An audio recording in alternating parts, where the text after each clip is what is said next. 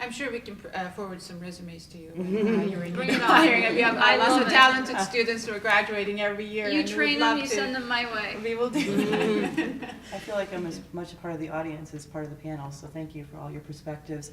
Probably a little bit more local around the film festival in Cleveland, and there does tend to be more diversity in terms of representation of filmmakers, film topics, and that's why I love it. But to speak to what you've said, then the frustration is how does that translate into more of the mainstream, larger scale? And clearly there is a divide going on. But a local story that I don't know, Laura, if I ever shared this with you, I was in post-production doing some ADR work with an actress, and I went into a studio, and I was sitting there with the sound person, and sometimes I feel like around some of the technical things, I get pushed a little harder. I push myself a little harder because maybe I'm not supposed to know those things. And that can just be a sound issue. I know a lot of people who do post-production sound are very strong in how they feel, and they're very proud of the work that they do. So maybe it wasn't because I was a woman, but I tend to push myself more in those environments. But I was talking to one of the gentlemen, somebody else walked in and said, "You were here last week." And without even missing a beat, the other guy said, "No, that's the other woman director." So even locally, it was just this idea that there were only two of us, and there are more than two of us. And we were actually in the studio, and it was for another film. It might have been for No Umbrella. And then I said, "No, that's I know Laura, and I'm not her." And he looked again. He said, "No, you were here last week." And I said, "No, I'm not Laura. I know Laura." But so there is that experience too locally. But I really appreciate what everyone shared so far, and I don't have the answer to that. From my perspective, as you're saying that, I'm thinking, wow, I know a lot of qualified, talented young women coming through doing the college university piece, so I don't know where the disconnect is, but I can't imagine that they're not there. And it sounds like you're somebody that really tries to go out and seek. So I'm not sure. Yeah, I think another thing, and listen, I am all yaya sisterhood all the time, I was a member of Women in Film for a long time, all of that. I want women not just in the story department, I want women in audio, I want women in camera, all for it, the thing. But what I think we as women have to understand that we are trying to break into a boys club and we can't change it overnight. And, one of the, for example, I was really, trying hard to get this female producer in, and she came in, and, obviously there was one of her and, 4 guys, okay? And, she couldn't handle it. I mean, she would come and, oh my God, it's a boys club, and they're always talking sports. I was like, you know what? Go on ESPN.com, read the headlines, I think it's something where, if we keep looking at it as a gender, where it's like, oh, well, they're boys, it's like, can we all be producers? Can we all work in a business? Listen, it's different for talent, 100%, and I'm not even going to argue that, I'm out. But in terms of, I 100% agree, it's a mess. But in terms of behind the camera, where we can get away with a little bit more, where, age isn't always a factor, and gender isn't always a factor, I think that, as women, we can't, the boys are not going to talk to us about clothes. It's just not going to happen, when you're sitting around the coffee break room. So I think it's just knowing that and, getting in there. Really quickly, if I can add Laura, my colleague. On a local level, I do production work as well, and I've AD'd on projects, and I feel some of the pressure on being an AD, but again, everyone's kind of used to the people they work with. So sometimes it's just more about a different person at the table. But I do try, because it seems like a lot of young men have opportunities more in some of grip and electric, and I've done grip and electric work and sound. If I hire and work with men on the production, what we do is we bring interns on, and I do look for women to come in, young women to come in and be interns, because I have an interest in that.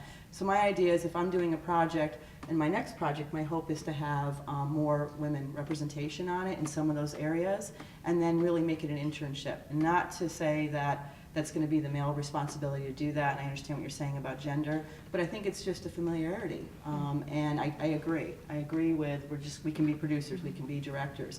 But I think it is important to note that we do still have things going on in society that are oppressive, and it does impact a system, and it impacts every business. So, thank you.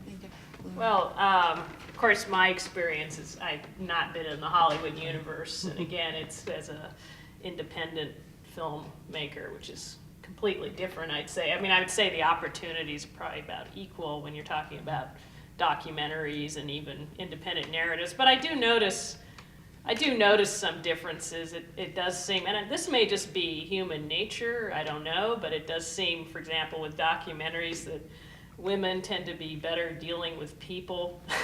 And as much as I'd love to mix it up, I end up, when it comes to making phone calls or if you're in a difficult situation or it's a very tough interview, I end up, usually it's a female who's, relaxing the subject, and the guys that are interested tend to be kind of nerdy and less communicative. It's not always true.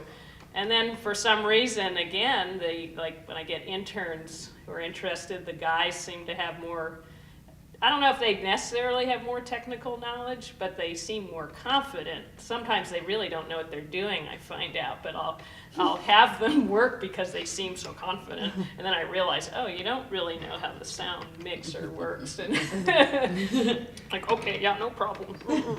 Whereas, and then I noticed just even like looking at I think it was your video, the behind the scenes stuff, it seems like the guys are always crowding around the camera and like doing all that stuff, and the girls have the clipboard and doing the costuming. And it's fine if that's what everyone likes to do. I mean, I have it doesn't have to be perfectly equal, but I think, if women want to do more stuff, then they really need to acquaint themselves with the technology, because the people that, especially these days, it's the access and the knowledge of the technology that often allows you to kind of break through or create something new.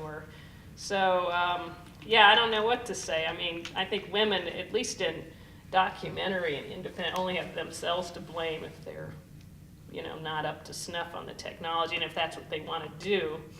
The other observation I've made is when there's a production, like a documentary, often it does seem that the women, when there's a team, it does seem the woman is kind of the producer, and a producer in a documentary is not very glamorous. It's really the kind of grunt work.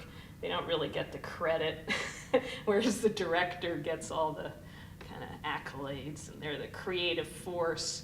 So often that's the guy, and then if it's two women, but you rarely see like a male producer and then the female director, it seems. So I don't know, those are my observations. But I don't know, also it does seem, it's like, how much can you really do about it? I mean, to me, the solution is to keep trying to do what you're doing and make quality stuff and not grouse about it too much. I mean, if I sit there and go, oh, if only, what would it be like, did I not get this? Are people not supporting me because I'm female? I mean, if you sort of get angry about it, it's not really going to help. But I don't know, so that's... I think angry is a perfectly reasonable response. But I just want to make films, this is what I'm saying. I know, but this is the question that I have for all of us about this. Because, in like 1970, the percentage of women doctors and the percentage of women lawyers was very much like the percentage of women directors in my entire career as an independent filmmaker and as a director.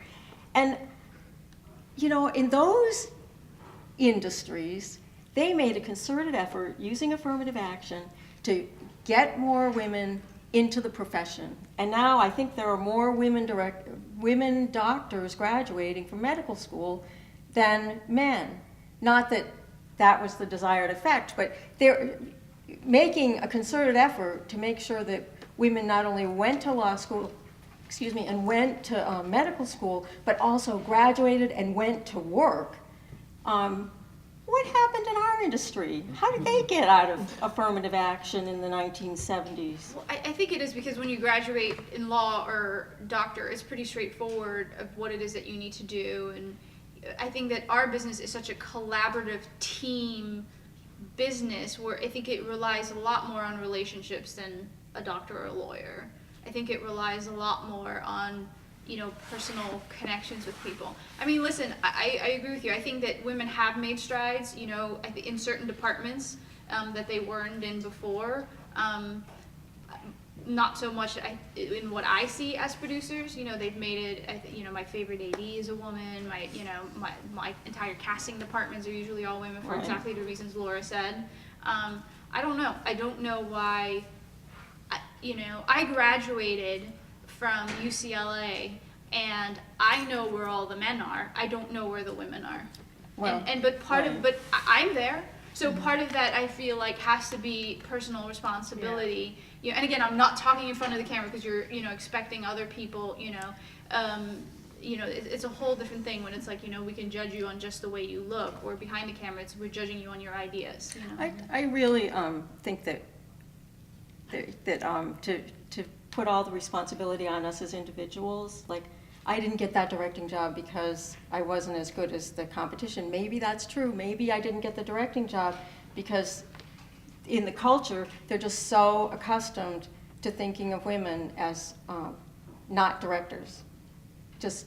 It just doesn't match. And I've had people say to me in Hollywood in those meetings when I go in to pitch projects, too bad you're a woman.